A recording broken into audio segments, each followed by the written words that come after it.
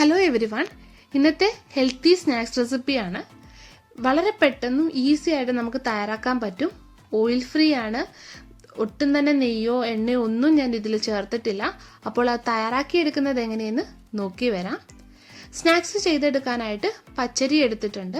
ഇത് 250 ml കപ്പിന് 1 cup പച്ചരിയാണ് എടുത്തിട്ടുള്ളത്. നല്ലോണം കഴുകി വൃത്തിയാക്കി അതിൻ്റെ വെള്ളമൊക്കെ കളഞ്ഞ് എടുത്തതാണ്. ഇതിനി ഒന്ന് വറുത്തെടുക്കണം. അതിനായിട്ട് നമുക്കൊരു പാനിലേക്ക് ഇട്ട് കൊടുക്കാം. നിങ്ങൾക്ക് ഏത് തരം പച്ചരി എടുക്കാവുന്നതാണ്. നമ്മൾക്ക് റേഷൻ കടയിൽ നിന്ന് കിട്ടുന്ന പച്ചരി എടുക്കാം, പിന്നെ സോനാമസൂരി വേണമെങ്കിൽ എടുക്കാം. ദോശയ്ക്ക് അരയ്ക്കാൻ പറ്റുന്ന പച്ചരി എടുക്കണം, ഇഡ്ഡലി റൈസ് എടുക്കരുത്. ഇനി ഇതൊന്ന് വറുത്തെടുക്കാം. ഇതൊരു കർണാടക റെസിപ്പിയാണ്, തമ്പിട്ട് എന്ന് പറയും. ഇവിടെ അവരുടെ ഫെസ്റ്റിവലിന് സ്പെഷ്യൽ ഒക്കേഷനൊക്കെ തയ്യാറാക്കുന്ന ഒരു റെസിപ്പിയാണ്. ശിവരാത്രിക്കൊക്കെ ഇത് ചെയ്തെടുക്കാറുണ്ട്. അപ്പോൾ അരി മൂത്ത് വന്നിട്ടുണ്ട്. അരി മൂത്ത് വരുന്ന സമയത്ത് നല്ലൊരു സ്മെല്ല് വരും. അതുപോലെ അരിയുടെ കളർ ലൈറ്റായിട്ടൊന്ന് ചേഞ്ച് ആകും. ഇനി ഇതിൻ്റെ ഫ്ലെയിം ഓഫ് ചെയ്യാം.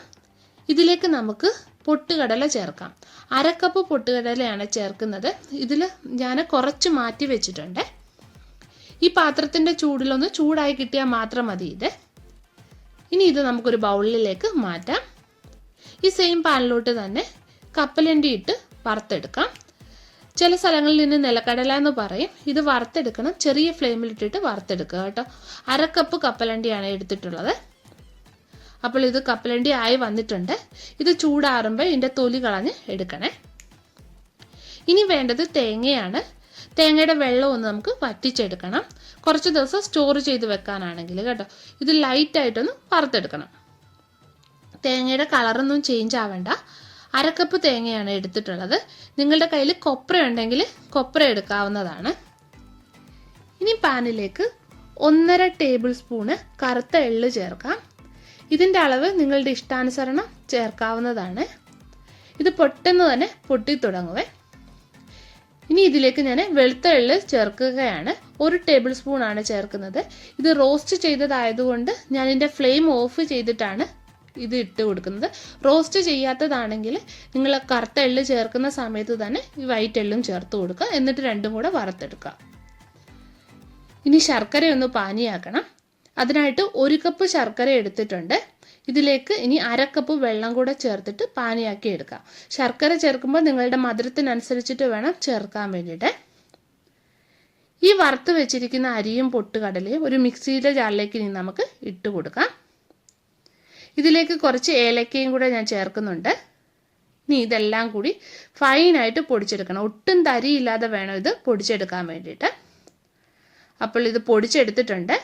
ഒട്ടും തരിയില്ലാതെയാണ് പൊടിച്ചെടുത്തിട്ടുള്ളത്. വേണമെങ്കിൽ നിങ്ങൾക്ക് അരിച്ച് ചേർക്കാവുന്നതാണ്. ഇനി ഇതിലേക്ക് വറുത്ത് വെച്ചിരിക്കുന്ന കപ്പലണ്ടിയുടെ ഒരു 1/4 ഭാഗം നമുക്ക് പൊടിച്ചെടുക്കണം. അതിനെ ഇട്ട് കൊടുക്കാം. ഫൈനായിട്ട് പൊടിക്കേണ്ട, ഒന്ന് ക്രഷ് ചെയ്തെടുത്താൽ മതി. ഇതുപോലെ എടുത്താൽ മതി. ഇനി ഇതിലേക്ക് ചേർക്കാം. ഇനി ഇതിലേക്ക് വറുത്ത് വെച്ചിരിക്കുന്ന എള്ള് ചേർക്കാം. പിന്നെ വറുത്ത തേങ്ങ ചേർക്കാം. ഞാൻ കുറച്ചും പൊട്ടുകടല മാറ്റി വെച്ചിട്ടുണ്ടായിരുന്നല്ലോ, അത് ഞാൻ ഈ സമയത്ത് ചേർത്ത് കൊടുക്കുകയാണ്. പൊട്ടുകടല ഇടയ്ക്ക് കടിക്കുന്നത് നിങ്ങൾക്ക് ഇഷ്ടമല്ലെങ്കിൽ നമ്മൾ അരിയും പൊട്ടുകടലയും കൂടെ പൊടിച്ചില്ലേ, ആ സമയത്ത് ഇതും കൂടി ഇട്ടങ്ങ് പൊടിച്ചെടുത്താൽ മതി. ഇനി ഇതെല്ലാം കൂടി നല്ലോണം ഒന്ന് മിക്സ് ചെയ്തെടുക്കാം. ഇതിലേക്ക് അരിച്ചു വെച്ചിരിക്കുന്ന ശർക്കരപ്പാനി കുറേശ്ശെ ചേർത്തിട്ട് ഇളക്കിയെടുക്കാം. ചെറു ചൂടോടുകൂടി തന്നെ ഒഴിച്ചു കൊടുക്കാവേ. ഒന്നിച്ച് ശർക്കരപ്പാനി ചേർക്കരുത്, കുറേശ്ശെ ചേർത്തിട്ട് ഇളക്കുക. നിങ്ങൾക്ക് ഉണ്ട ഉരുട്ടി എടുക്കാവുന്ന പരുവമാവുന്നത് വരെ ശർക്കരപ്പാനി ഒഴിച്ച് ഇളക്കുക. ഇനി ഇത് നമുക്ക് ഉരുട്ടിയെടുക്കാം. ചെറിയ ചെറിയ ഉരുളകളാക്കി എടുക്കാം. നിങ്ങൾക്ക് ഇഷ്ടമുള്ള വലുപ്പത്തിൽ ഉരുട്ടിയെടുക്കാവുന്നതാണ്. അപ്പോൾ ഇവിടെ ഹെൽത്തി ആയിട്ടുള്ള ലഡു തയ്യാറാക്കി എടുത്തിട്ടുണ്ട്. ചെയ്തു നോക്കുക. കുട്ടികൾക്കൊക്കെ വളരെയധികം ഇഷ്ടപ്പെടുവേ. നല്ലൊരു ഹെൽത്തി സ്നാക്സ് ആണ്. നമുക്ക് ഒരാഴ്ചയോളം സ്റ്റോർ ചെയ്ത് വെക്കാം. കാരണം തേങ്ങ നല്ലോണം വറുത്തെടുക്കുകയാണെങ്കിൽ ഒരാഴ്ചയോളം സ്റ്റോർ ചെയ്ത് വെക്കാം. ഇതിലൊട്ടും തന്നെ എണ്ണയോ നെയ്യോ ഞാനൊന്നും ചേർത്തിട്ടില്ല. പിന്നെ ഇതിൻ്റെ ഫീഡ്ബാക്ക് ചെയ്ത് നോക്കിയിട്ട് കമൻറ്റ് ചെയ്ത് അറിയിക്കുക. വീഡിയോ ഇഷ്ടപ്പെടുകയാണെങ്കിൽ ലൈക്ക് ചെയ്യാനും ഷെയർ ചെയ്യാനും മറക്കല്ലേ. അപ്പോൾ നമുക്ക് വീണ്ടും മറ്റൊരു നല്ല റെസിപ്പിയുമായിട്ട് കാണാം.